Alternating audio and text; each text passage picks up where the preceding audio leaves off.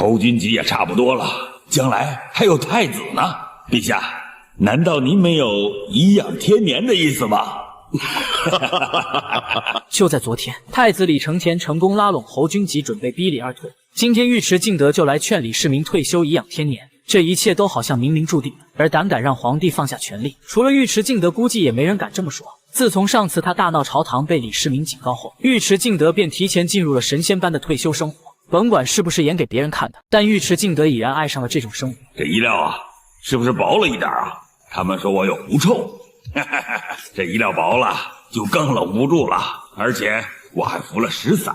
很难想象从前征战沙场铁铮铮的一个汉人，现在竟然讲究起了衣品，甚至出门前都还要撒点香水。不仅如此，每日他还要必备1粒仙丹，而今天他要进宫面圣，更希望把自己打扮得漂漂亮亮。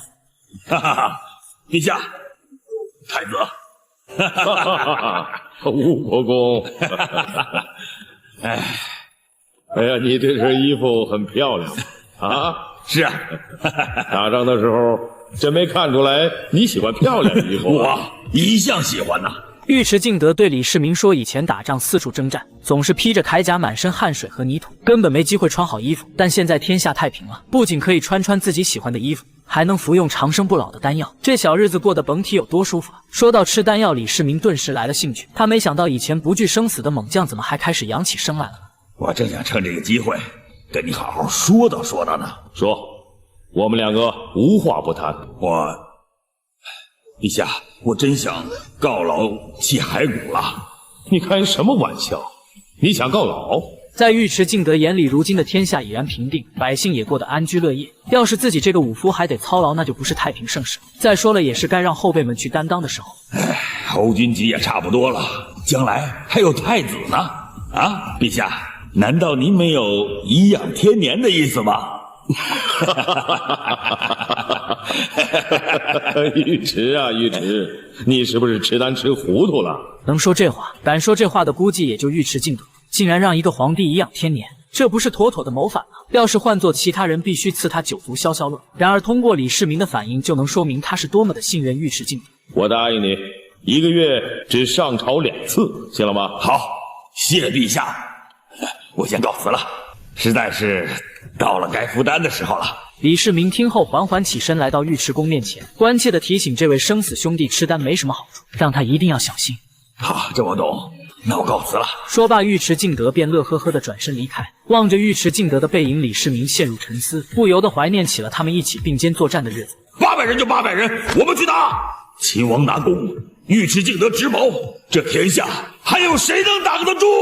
如果不是尉迟敬德那般豪言壮语的激励，如今的天可汗李世民可能早已死在李建成和李元吉的手中。不光如此，尉迟敬德甚至愿意为了他牺牲自己。回想在玄武门时，李渊的处理可是一大难题，尉迟敬德便站了出来。陛下的事情交给我好了，我来做恶人，殿下来做好人。尉迟敬德的意思是，李渊若不给面子封李世民为太子，那就由他来斩杀李渊。他不怕遗臭万年，更不怕身首异处，而李世民也可以杀了他为父报仇，给天下人一个交代。不管从哪一方面来说，尉迟敬德始终是李世民最信任的人。等目送尉迟敬德远去之后，李世民又将目光落在了李承乾身上。他想教会儿子作为帝王的一切，可李承乾却不是李二内心深处那个最理想的人选。你在和平之年被立为太子，无功受位，完全是因为你是长子。陛下，如果我有错的地方，我绝不再犯。最近我苦读中庸，获益良多，明天写了文章，请陛下过目。李承乾说罢便要起身前去读书，不过他刚刚一番成熟稳重的话语倒是让李世民有些欣慰。但是看着他一瘸一拐的样子，李世民还是忍不住叹起了气。送走了尉迟敬德和太子后，很快又迎来了李道宗之女文成公主。当年定好的7年之后远嫁吐蕃已然来到。然而看着文成公主变得落落大方，李世民也是大吃一惊。回想7年以前，李世民选中她的时候，她还和高阳公主一样轻浮粗鲁。你错过了一次显贵的机会。我身为公主，还有比公主更显贵的吗？你听说过皇后吗？皇后？陛下，你疯了！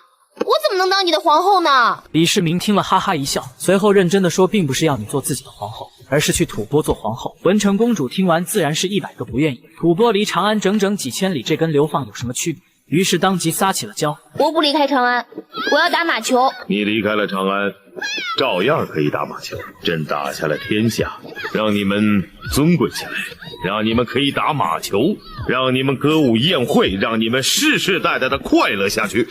这要是你，朕就会想，应该做点什么才能让大唐有世世代代。李世民的道德绑架让公主哑口无言。虽然现在的文成公主仅仅只有13岁，但她已然明白了李世民话里的意思，牺牲自己一人就能换回吐蕃与大唐世世代代的和好。我要跟我父亲说，我要跟母亲说。他们都答应朕了。不，我还是要跟他们说。好吧。那我什么时候能够回来？李世民不想欺骗文成公主，于是把她喊来自己跟前，并递给她一杯葡萄酒。去了就永远别回头。对于一个仅13岁的小女孩来说，这无疑是件十分残酷的事。但尽管心中充满不舍，可她也无法反抗命运的安排。因为深知与大唐的安宁和繁荣相比，她对家人的留恋和对长安的思念终究是微不足道的。房玄龄看到这一幕后，也不由得发出感慨：历朝历代和亲都是不可避免的。我们嫁出去的公主不比汉朝少啊，这一个公主得顶上朝廷10年的军粮，没办法。不过我们现在嫁出去的公主不再受委屈了，能和大唐联姻是他们求之不得的事啊。